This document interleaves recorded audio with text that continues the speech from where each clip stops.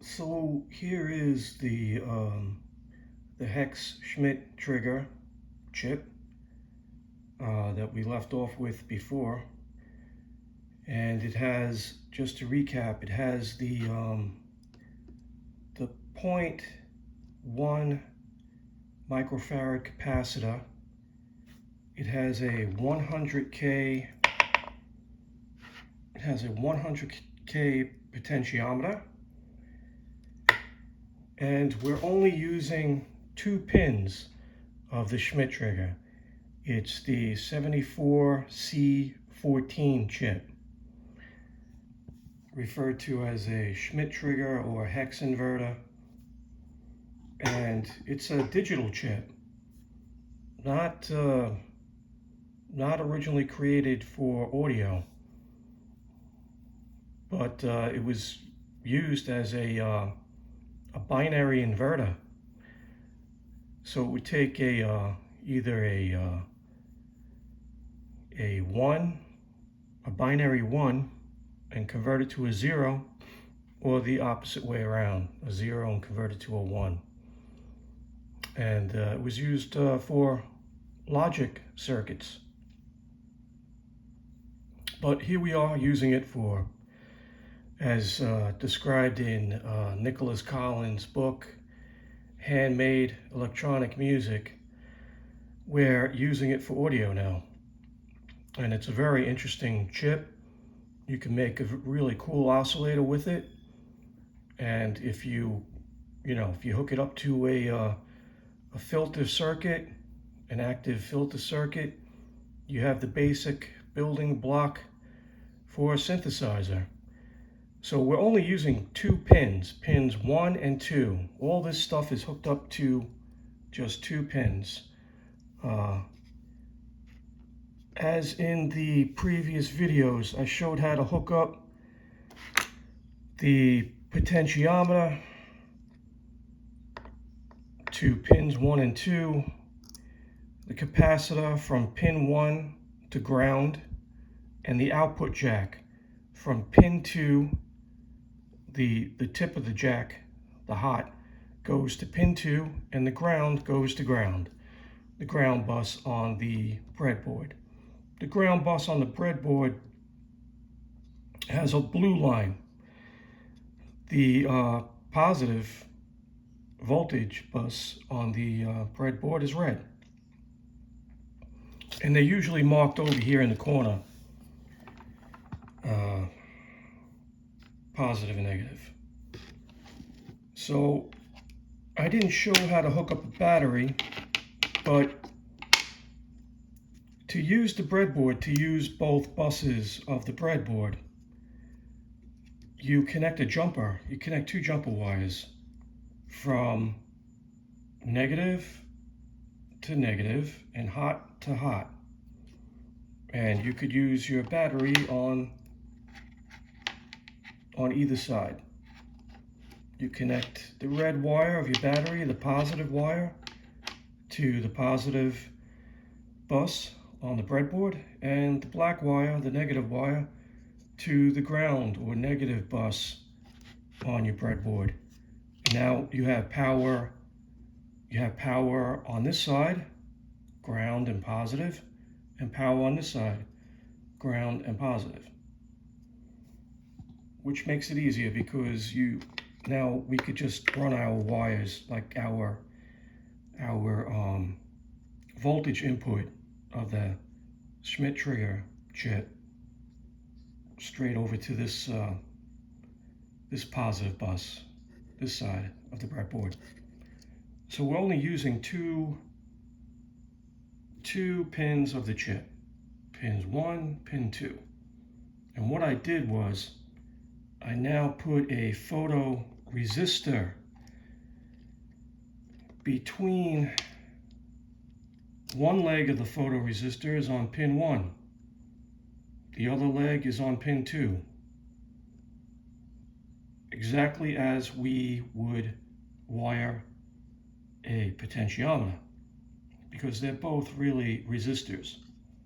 The potentiometer is a variable resistor controlled with a knob, and the photocell is a photoresistor controlled with light hitting the cadmium sulfide that's been printed on top here.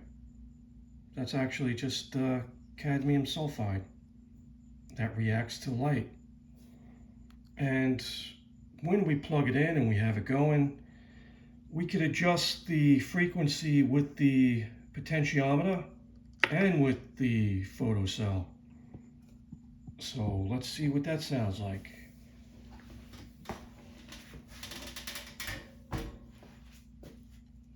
Turning on the amplifier. Okay, plugging in the battery. Oh wow, it's cool already. So I have two lamps as a light source.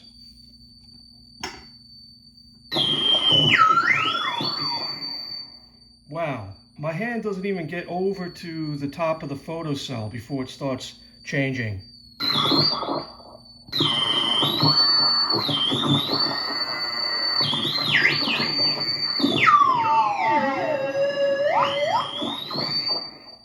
Now we could do this. Now when you change the pot, the photocell's frequency range will change.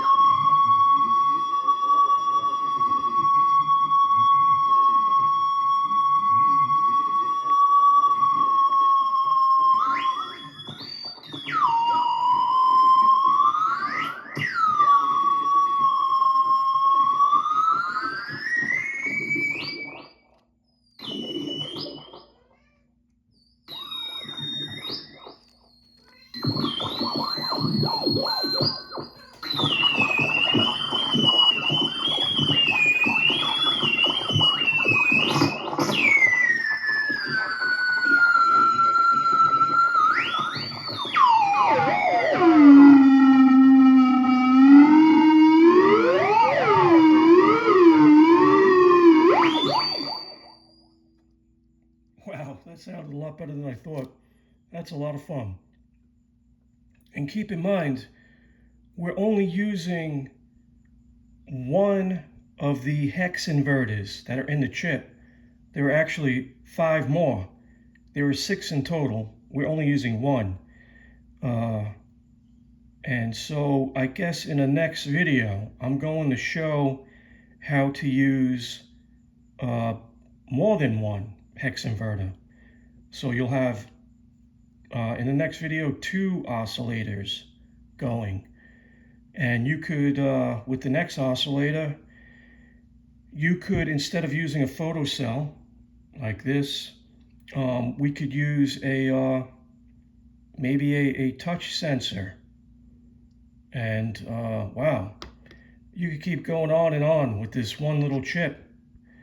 And after you're done doing all that, you could connect, instead of having the output come straight out to an audio jack, you could just have the output come to a maybe a filtering circuit, maybe a we call it like a, you could actually use a passive filter, but for more dynamic effects, you could have a active filter. So for a passive filter, really all you need is a resistor and a capacitor. And depending on how you wire it, the resistor and the capacitor, you could have a high pass filter, or a low pass filter, and there are other filters such as notch filter, but we'll just concentrate on low pass filter and high pass filter. I think the low pass filter sounds cooler. I love low frequencies. I'm a bass player and I love low frequencies. So we might do a simple low pass filter circuit after we do another oscillator. So I'm going to upload a diagram of the chip that we're using that shows the different inverters, and it's called a hex inverter because hex is 6. Hex means 6, and it has 6 inverters built into the chip. So okay, I hope that was fun.